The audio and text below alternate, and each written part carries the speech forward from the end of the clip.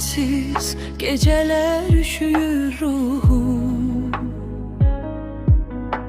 sensiz özümü nece ovudum. Kalbimde silinmez hatireler var.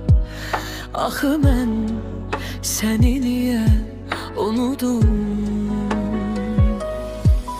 Gözüm yol çekir, gelen değilsen ümidlerimi hiç duyan değilsen, bilirəm sen de ayrı kalan değilsen. Axı mən səni niyə unudum? Axı mən səni niyə unudum? Axı mən səni niyə unudum? Unut desen ürək dayanmalı, seven insan belə yanmalı.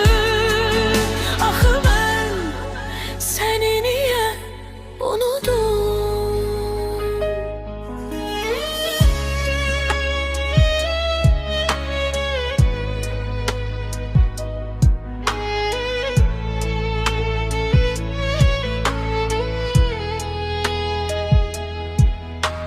Köhne sözlerin dodağımda kaldı, adın otaqda yenə də sağdı.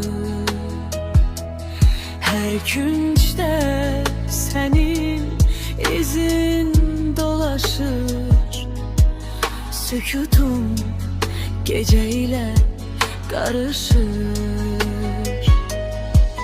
Gözüm yol çekir, gelen değilsen ümidlerimi hiç duyan değilsen, bilirəm sen de ayrı kalan değilsen.